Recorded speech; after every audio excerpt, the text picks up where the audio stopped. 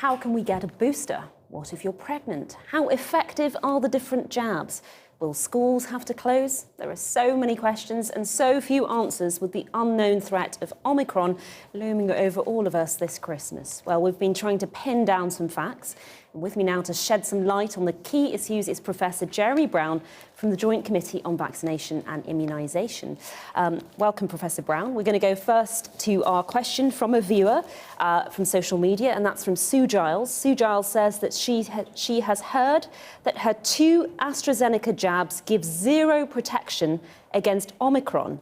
She's just had a booster of Pfizer. How much protection does 1 booster jab give? Well, we have seen some preliminary data suggesting that even with AstraZeneca as the 2 first jabs, you get very good protection with the third jab, the booster. So if you've had the Pfizer and AstraZeneca as your first 2 and then the Pfizer booster, you have probably 60 to 70% chance of not catching Omicron. That's the preliminary data that we've seen. So those people who have had 2 jabs of AstraZeneca, they should just get a booster as soon as possible? Yes, I mean, it will be effective in reducing their chance of getting Omicron, which is important. Very important, in fact. OK, that's very clear. So, as well as asking viewers to send in their questions, we also spoke to some Christmas shoppers out on the streets today. Let's go to that first question then. If the booster jab gives 75%, how long is that effective for before we need a second booster? OK, Professor Brown, so did you hear that question? Asking how long is it effective? Are we going to have 4th and 5th and 6th booster jabs? I mean, the honest answer is we just don't know. We just have to wait and see. I think we're hoping that the first 2 jabs would last longer than they have, and that would suggest now with the Omicron variant coming through, that a 4th dose may be necessary, especially in those most at risk or whose immune system is weak and will wane the fastest. So it is quite likely that a 4th dose will be needed in at least some groups, but when and whom exactly, I can't tell you at this point. That's very honest of you, and I know how frustrating it is because we don't have enough data yet. Can you just give us an idea of what data you're looking at and how long it might take before we have an idea of whether people might need 4th boosters too? Yeah, I think what we need to see is what happens to the antibody levels over time. And so essentially we need to wait several months after the booster to see what the antibody levels are like at that point, and then take an assessment of what's happening with the infection at the time. Sorry, my earpiece has just fallen out. We'll just let you fix that so you can actually hear us. Just bear with us. Have you got me again? You can hear me loud and clear? Yes, sorry, you were telling us about when we might have an idea. Yeah. Well, in several months' time. Now, Israel are ahead of us. They did their booster program a few months ago, so we'll actually get data on their antibody levels a bit earlier than we might need them, which is going to be very helpful for us next year. And that 4th booster would be concentrated on those who are immunocompromised or more vulnerable, perhaps? Well, I think probably we can predict that the elderly and those who are immunosuppressed, in fact, the immunosuppressed will get a 4th dose. That's already been decided. But the elderly whose immune system, due to age, essentially is weaker, and we know that their antibody levels will wane faster than younger people. So they are the most likely to need a booster, a 4th dose, a second booster next year sometime. But really, honestly, at this point, we can't give clear guidance on whether that's going to be absolutely necessary or not. OK, much that is unknown. Let's take another question then from social media. This one is from Jitendra Sokhi. He asks, going forward, can the COVID vaccine be tweaked to target specific variants like Omicron, and whatever happens next? That's a difficult question, I know. Yes. Well, I mean, the easy answer is yes, it can be tweaked. That's relatively straightforward to do. It'll take a few months to come into production and be useful and to be used in clinical practice. The big question has been which new variant to target. I think Omicron is quite clearly something that we really should think about targeting because of the amount of change in its spike protein compared to the previous variants. So that is probably on the cards. And yes, if a new variant different to Omicron, which is just as bad in some way, comes up next year, then yes, the vaccine could be tweaked to target that one as well, if necessary.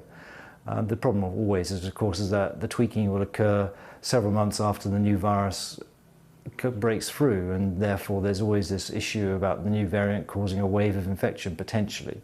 Now we hope that Omicron is going to be, the ultimate variant of causing a wave of infection, but I've been disappointed by what's happened over the past 2 years on several occasions. So I'm not going to hold out my hopes that there's never going to be a new variant that's going to break through infection next year as well.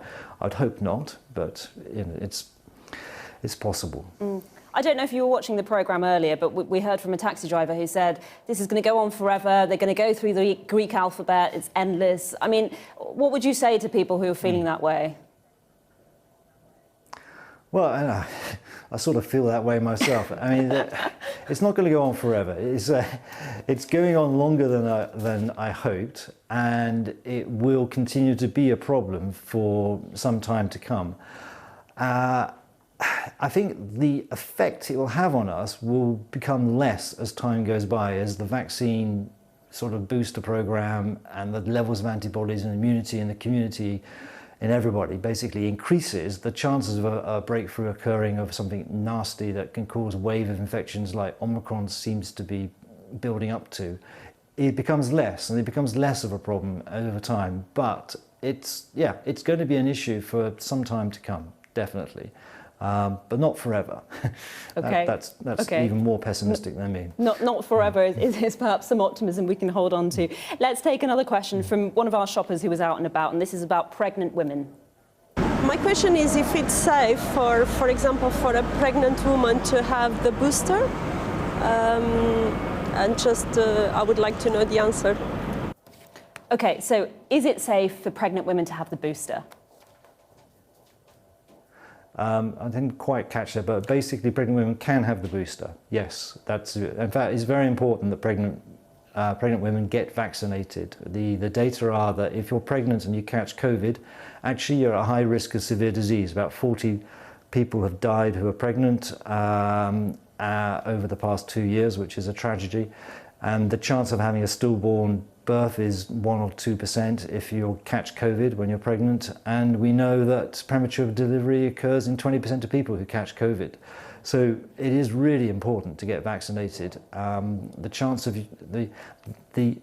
there being a problem to the newborn baby is much, much higher in the unvaccinated pregnant lady than the vaccinated. The vaccine has shown no negative effects on pregnancy whatsoever, whereas catching COVID, if you're pregnant, is a very bad news.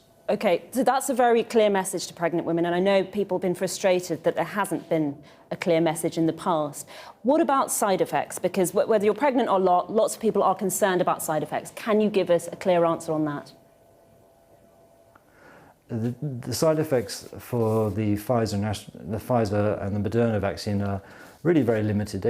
These vaccines are quite immunogenic in that they produce a big immune response, which is why they work well, and that means that you often get a sort of a fever or mild reaction, feeling rotten for a day or two after the actual vaccine, but that goes away.